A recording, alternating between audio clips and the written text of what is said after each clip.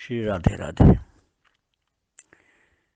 किसी के भविष्य में क्या स्वरूप होगा उसके जीवन का, ये लोग अपने अपने बुद्धि से अनुमान लगाते हैं, किंतु ठाकुर जी को ही ठीक ठीक पता होता है।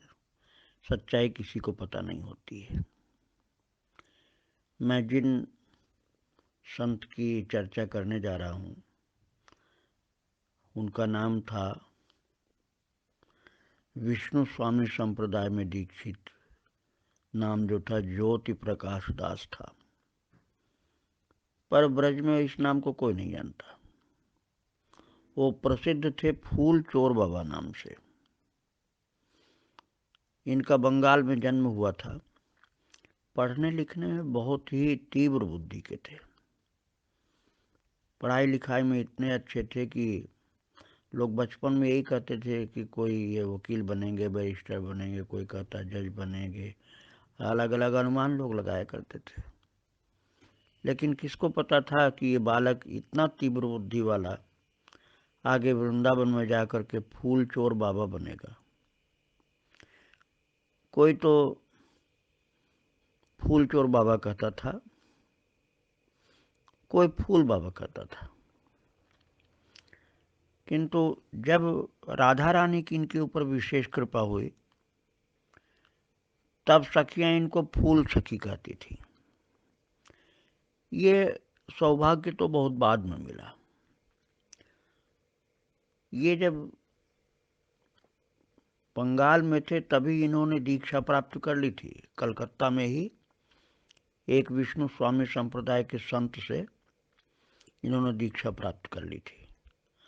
और उसके बाद जब ये वृंदावन में आए तो वृंदावन में थोड़े ही दिन रह करके फिर ये नंदगांव चले गए। और नंदगांव में इन्होंने समझा कि कन्हैया का घर है, यहाँ बहुत जल्दी कृपा होगी। पर वहाँ उनको कुछ लाभ जब प्राप्त नहीं हुआ तो उन्होंने प्राण त्याग करने का निश्चय करके अनशन कर दिया। सब खाना बंद, कुछ भी नहीं खाते थे। साधु महात्माओं ने बहुत समझाया, लेकिन ये नहीं माने। अनशन छोड़ा ही नहीं इन्होंने।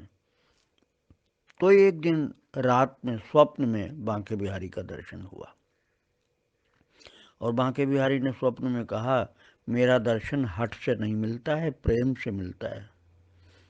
तुम कल बरसाना चले जाओ, वो प्रेम की भूमि है, वहाँ कुछ दिन वास करो, राधा रानी की कृपा प्राप्त होगी, फिर आगे का रास्ता तुम्हें मिल जाएगा। सुबह जगते ही स्वप्न की बात ध्यान आई। स्वप्न में बांके बिहारी का दर्शन मिला था।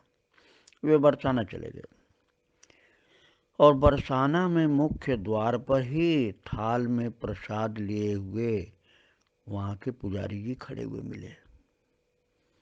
भगवान की कृपा का अनुभव हुआ। राधा रानी का दिव्य प्रसाद पहुँचते ही द्वार पर पुजारी जी के हाथ से, जो खड़े होकर इंतजार कर रहे थे, जब प्राप्त हुआ तो इनका भरोसा बहुत बढ़ गया और ये बरसाना में ही रहने लगे। ये भाव में दिन रात रहते रहते डूबे रहते थे, समझिए। और सांकरी खोर का आप लोगों ने दर्शन किया होगा, तो उस समय बहुत ही निर्जन थी सांकरी खोर, वहीं रहते थे वो। और उनके आहार आदि की चिंता स्वयं राधा रानी करती थी। कभी किसी को प्रेरणा देकर प्रसाद उनके पास पहुंचा देती, कभी स्वयं ही ब्रजवासी बालिका के रूप में खाने की सामग्री उनको दे आती। इस प्रकार से राधा रानी उनका ख्याल करती थी। जब उनको ये पता चल गया कि ये सब व्यवस्था राधा रानी की ओर से हो रही है, तो बहुत रोए कि राधा रानी, मैं आपको यहाँ कष्ट देने नहीं आया हूँ। अब आप मेरे लिए भोजन के लिए इस प्रकार से कष्ट मत उठाओ, मैं भिक्षा मांग लाया करूँगा। उनको जब एक दिन ये मालूम हुआ कि बालिका के रूप में स्वयं राधा रानी आई थी भोजन देने, बस उसी दिन से उन्होंने भिक्षा प्रारंभ कर दी कि प्रिया जी को, श्री जी को इस तरह से कष्ट देना उचित नहीं होगा। रोजाना जाकर मधुकरी अर्थात रोटी की भिक्षा कर लाते थे। कुछ दिन तक राधा रानी की कृपा प्राप्त करने के लिए बरसाना में रहे। उसके बाद वो वृंदावन में आ गए और वृंदावन में निधिवन नाम का जो स्थान है, जो बहुत ही प्रसिद्ध प्रिया प्रीतम और सखियों के विहार का, वो आज भी बहुत प्रसिद्ध है। निधिवन बहुत भक्त दर्शन करने जाते हैं। वहीं पर जाकर के ये फूल चोर बाबा रहने लगे। अधिकतर निधिवन में कहीं झाड़ी में पड़े रहते थे। लोग उनको निकालते थे तो बाहर निकल जाते थे। और सुबह सुबह सबसे पहले सोहनी सेवा अर्थात झाड़ू बुहारू की सेवा वो करते थे। कांटे कंकड़ बीन करके स्वच्छ सुकोमल वहाँ की जमीन को बना करके प्रिया प्रीतम के विहार के लिए, गोपियों के विहार के लिए उसको तैयार करते थे, निजवन की भूमि को। इस सेवा को बड़े मनोयोग से ये फूलचोर बाबा करते थे, बड़े ही प्रेम से इस सेवा में लगते थे।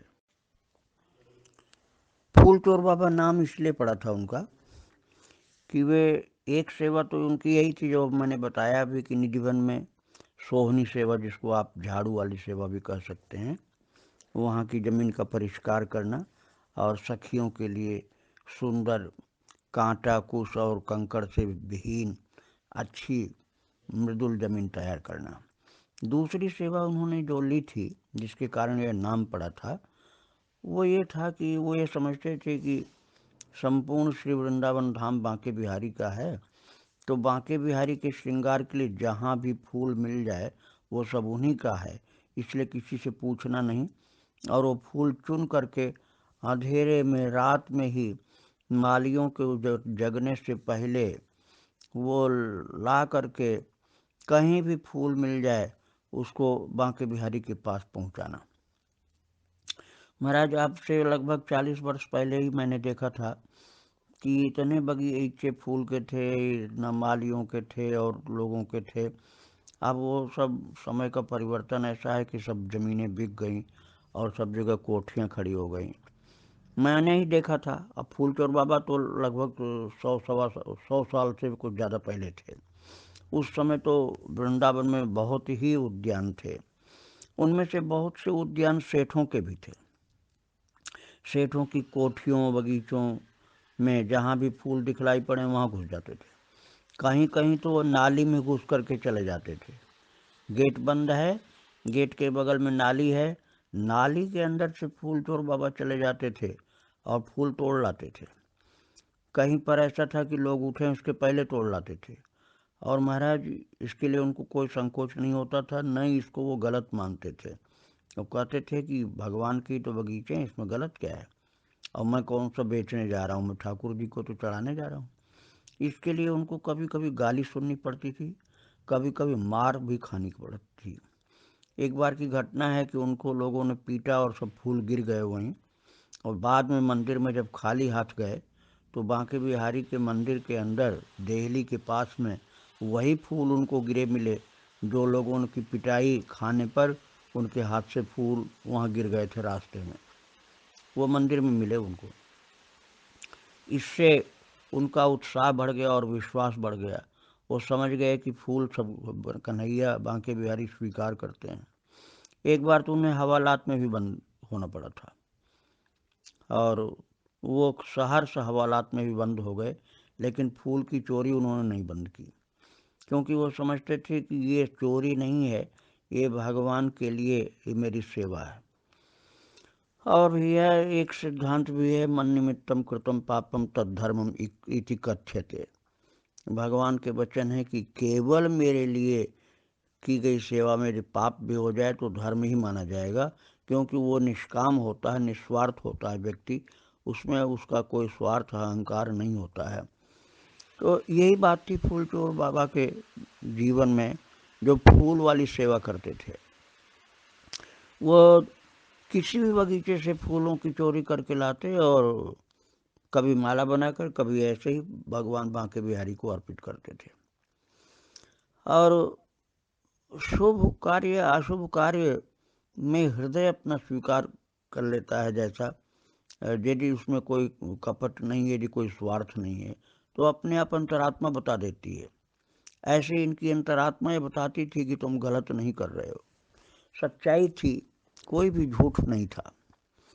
और बाबा का नाम फूलचोर बाबा इसलिए हो गया था। भगवान की तो कृपा होती थी, लोग भले ही नाराज होते थे, लेकिन इनके ऊपर भगवान की कृपा होती थी।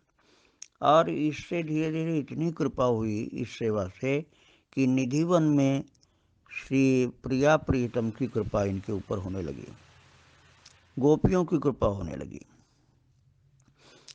एक बार ये निधिवन में जब ये झाड़ू सेवा कर रहे थे, सोने वाली सेवा, तो इनको एक नूपुर प्राप्त हुआ। वास्तविकता ये थी कि योग माया ने जब प्रिया प्रीतम के विहार के लिए भूमिका तैयार की थी, तो किसी लीला में नृत्य जब हुआ प्रिया जी का, तो उनका नूपुर बिखर गया चरणों का। उसको सखियों ने तैयार करके फिर समेट करके पिरो करके पहनाया तो सही, लेकिन जब प्रिया जी ने गिना तो एक नूपुर कम था। राधा रानी ने कहा एक नूपुर कम है। बहुत खोजने पर भी वो नूपुर नहीं मिला। फिर अगले दिन राधा रानी ने कहा सखियों से कि देखो फूल सखी जो आई हुई है उसी के पास होगा, वही सबसे पहले झाड़ू लगाती है यहाँ। और फूल बाबा भाव समाधि में बैठे देख रहे थे वो लीला, तो उन्होंने कहा कि अरे वो नूपुर मेरे पास है, लगता राधा रानी को पता चल गया है, अब सखियाँ आएंगी तो मैं क्या कहूँगा। ये सब सोच ही रहे थे, तब तक एक सखी आकर के बोली, फूल सखी तुमको नूपुर मिला है क्या? तो मौका देख करके फूल चोर बाबा ने कहा हाँ मिला तो है, लेकिन मुझे क्या पता कि किसका है, श्याम का है या श्यामा का है, मैं कैसे जानूं? दोनों लोगों का चरण देख करके तब मैं वो नूपुर दे सकता हूँ। महाराज जा करके जब सखियों ने बताया तो श्यामा जी ने सखियों से कहा कि देखो फूल सखी को तुम ले आओ, वो देख ले नूपुर मेरा ही है। महाराज कितना बड़ा सौभाग्य का दिन था कि सखियां लेकर के फूल चोर बाबा को आई और दर्शन किया। प्रिया जी ने कहा कि देख ले नूपुर तो मेरा ही है, मेरे चरणों के और नूपुरों को देख कर मिला ले। लेकिन मौका मिला था इसलिए बाबा ने कहा कि मुझे तो जब श्याम जी के अर्थात श्यामा श्याम दोनों लोगों के नूपुरों का दर्शन मिलेगा तभी मैं बता पाऊंगा। और तब प्रियतम ने भी दर्शन दिया। राधा कृष्ण दोनों के चरणों का दर्शन प्राप्त होते ही वे भाव समाधि में चरणों में गिर पड़े और प्रेमाश्रुओं से ही स्नान करा दिया, चरणों का प्रक्षालन कर दिया, पुष्प भी चढ़ा दिए और फिर नूपुर भी दे दिया। लेकिन फूल की चोरी बंद नहीं किया इतनी कृपा हो जाने के बाद भी। और जब इनके ऊपर मार पड़ी, हवालात तक जाना पड़ा, तब सेठ हरगूलाल जी ये इनके पास गए मिलने के लिए और बोले बाबा आप इतने सिद्ध पुरुष हैं, आप ये कृपा करके चोरी मत करिए, हम लोगों को कष्ट होता है। आप हमारे पास जो बिहारी जी का बगीचा है उसमें से फूल चाहे जितना लिया करिए। इन्होंने फिर चोरी बंद कर दी और बिहारी जी के बगीचे से ही फूल जितना मन होता था उतना तोड़ते थे वो। अब ये सेठ हरगूलाल के विषय में ज़्यादा तो मैं नहीं कुछ बता रहा हूँ, लेकिन ये भी बहुत ही धर्मात्मा और भक्त सेठ थे, सेठ हरगूलाल जी। वृंदावन में कई निशानी अभी इनकी है। जो पंचायती गौशाला है वृंदावन रेलवे स्टेशन के पास में, लगभग 125 साल पुरानी गौशाला है, वो उन्हीं की बनवाई सेठ हरगूलाल की। वृंदावन में टीबी अस्पताल उन्हीं का सेठ हरगूलाल का बनवाया हुआ। और बिहारी जी का बगीचा सेठ हरगूलाल का बनाया हुआ है। ये मेरे आश्रम अर्थात भक्ति आश्रम की गली के ठीक सामने है। और आप लोगों को मालूम होगा जो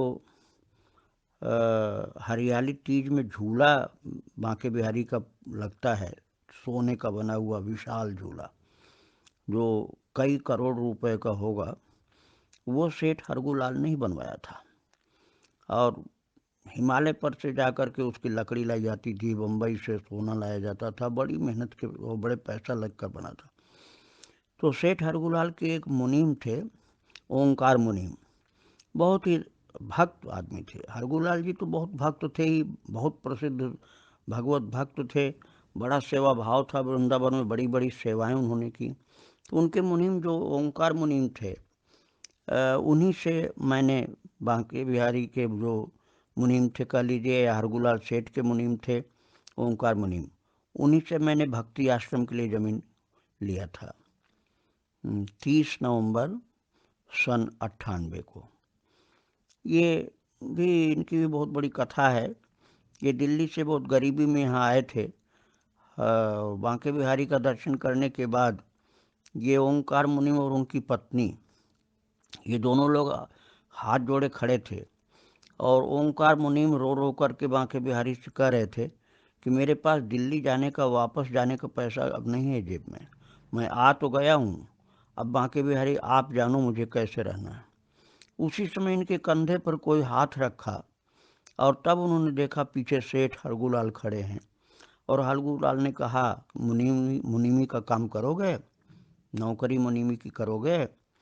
तो वो तैयार हो गए, बड़े प्रसन्न हुए, और अब तो उनके लड़के तो सेठ कहलाते हैं, और लड़के भी अच्छे हैं, और ओंकार मुनीम तो बहुत ही भक्त थे। तो ये सेठ हरगुलाल के मुनीम थे जिनसे मैंने ये ज़मीन आश्रम की ली थी, खरीदी थी, ये मैंने बताया। तो ये सेठ हरगुलाल तो बहुत ही धर्मात्मा, बहुत भक्त थे। तो इन्होंने फूल चोर बाबा से कहा कि बाबा अब आप फूल की चोरी कहीं मत करो, आप कृपा करके जो बगीचा बांके बिहारी ने इस दास से बनवाया है, जिसको बिहारी जी का बगीचा कहा जाता है, जैसा कि मैंने बताया इस गली के सामने, ये मेरे आश्रम की गली के सामने है बिहारी जी का बगीचा। हरगुलाल सेठ वहीं फूल चोर बाबा को ले आए, बोले आपकी जितनी इच्छा हो, जब चाहो आप यहीं से फूल लिया करिए, और ये मनमानी आपकी, आपके ऊपर है, जितना आप चाहें उतना फूल यहाँ से तोड़िए, कोई आपको रोक टोक नहीं, और खूब सेवा करिए। तब से उन्होंने फूल की चोरी करना बंद कर दिया था। राधा रानी की संपूर्ण कृपा हो गई थी, प्रिया प्रियतम का दर्शन इनको निधिवन में मिल गया था, सब कुछ प्राप्त हो गया था। लेकिन भाव में इतना डूबे रहते थे कि जब से ये नूपुर पहनाने के लिए प्रिया प्रीतम का युगल का दर्शन प्राप्त किया, उस समय से भाव समुद्र इनका बहुत ज़्यादा उमड़ पड़ा, और इतना प्रेमाश्रु गिरती रहती थी इनकी आंखों से कि बस वही झांकी बनी रहती थी कि प्रिया प्रीतम के चरण मेरे आंखों के सम्मुख हैं। और वे उसी भाव में विरहाग्नि जैसे प्रचंड रूप धारण कर लिया हो, उन्मत्त होकर के हा कृष्ण हा राधे ऐसे कहते हुए प्रलाप करते रहते थे, कभी अश्रु विसर्जन करते रहते थे, कभी बाह्य ज्ञान हीन होकर के इधर उधर डोलते थे, कभी कभी उनको कृष्ण की बंसी सुनाई पड़ती थी, कभी रासलीला के उनको दर्शन होते थे, कभी युगल अपनी झलक उनको दिखाते थे, और फिर अंतर्धान हो जाते थे, और जब अंतर्धान हो जाते थे तभी वो रोने लग जाते थे बहुत जोर से। ऐसी आंख मिचौनी का खेल काफ़ी दिन तक चलता रहा, पर अब वो वियोग और ये लीला सहन करने के शक्ति उनके शरीर में नहीं थी, ज़्यादा उम्र तक वो नहीं जीवित रहे, और शरीर अभी सहन नहीं कर पाता था। ये पार्थिव शरीर अपार्थिव झटकों को कब तक झेलता। वो संवत 2003, मतलब आप समझ लीजिए कि लगभग 70 वर्ष पहले की बात है, तब उन्होंने यह अनुभव किया कि प्रभु अपने धाम में मुझको ले जाना चाहते हैं। अब से 70 वर्ष पहले के लगभग उन्होंने शरीर छोड़ा था। उस समय हरगुलाल सेठ प्रार्थना करके उनको बिहारी जी की बगीचा में ले आए, जो स्वयं हरगुलाल सेठ ने बनाया था। और बाबा को थोड़ा सा ज्वर हुआ, फूलचोर बाबा को, और आभास हुआ कि अब प्रभु बुला रहे हैं मुझको। तो उन्होंने यहीं बिहारी जी की बगीचा, जो मेरे आश्रम के पास में ही है, सेवा कुंज की, निधिवन की और ज्ञान गुदड़ी की रज मंगवाई, और बिहारी जी के बगीचे में ही ये सब रज, निधिवन की रज, सेवा कुंज की रज और ज्ञान गुठड़ी की रज सब बिछा करके बगीचे में, और उसी पर वो लेटे। और उस समय बिहारी जी को बुलाने लगे। और महाराज और लोगों को भले न दिखाई पड़ा हो, किंतु फूल चोर बाबा को बिहारी जी दिखलाई पड़े कि बिहारी जी आ गए मेरे पास। और बिहारी जी आ गए, देखते ही एकदम भाव विभोर होकर के उनके चेहरे पर मुस्कुराहट आ गई। और उन्होंने अपना हाथ उठाया, बिहारी जी को कहा, ये गुड़ बहुत अच्छा है प्रभु, इसको आप थोड़ा सा पाओ। और हाथ उठा करके बिहारी जी को तो भक्त लोग नहीं देख रहे थे, लेकिन वो देख रहे थे बाबा। उन्होंने कहा, बिहारी जी ये गुड़ बहुत अच्छा है, पा लो थोड़ा सा। और उठा करके हाथ में कुछ था नहीं उनके, हाथ उठाया और हंस रहे थे, मुस्करा रहे थे और लेटे हुए थे। और फिर भक्तों से कहा फूलचोर बाबा ने कि अरे मेरे थोड़ा हाथ धुला दो भाई, हाथ धुला दो मेरा, गुड़ लगा हुआ। और गुड़ वहाँ कहीं था नहीं, कोई लाया भी नहीं था, उनके हाथ में गुड़ था भी नहीं।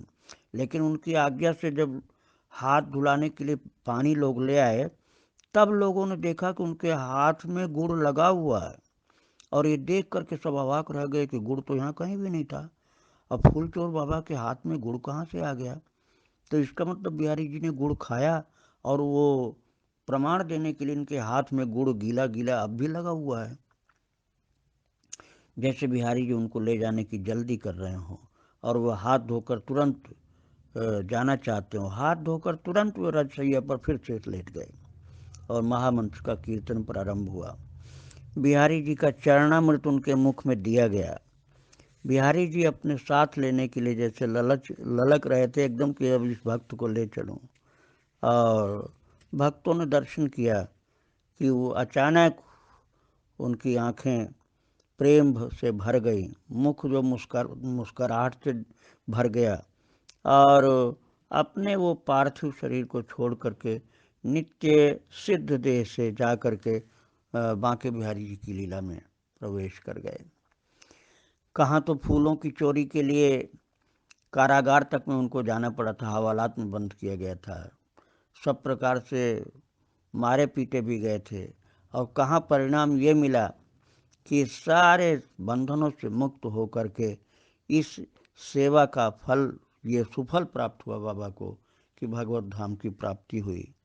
भक्तों, यहाँ बिहारी जी के बगीचा में हर वर्ष गुड़ बंटता है। बहुत से संत लोग लाइन लगाते हैं, बहुत लंबी बड़ी दूर तक लाइन जाती है, अटल्ला चुंगी तक लाइन जाती है, बिहारी जी के बगीचे से अटल्ला चुंगी तक। मैंने भी दर्शन कई बार किया है, और कुछ संतों ने लाकर मुझे भी गुड़ वो दिया है, मैंने भी वो प्रसाद पाया है। तो वो जो फूल चोर बाबा ने बिहारी जी को गुड़ का भोग यहाँ लगाया था, उसी की स्मृति में हर साल यहाँ गुड़ बिहारी जी का भोग बांटा जाता है, और संत लोग खूब भाव से उसको लाइन लगा करके प्राप्त करते हैं। फूल चोर बाबा ने बड़े भाव के साथ बिहारी जी को गुड़ खिलाया था और भगवत धाम को प्राप्त किया था। ऐसे महान संत को बार बार प्रणाम। जय श्री राधे राधे राधे।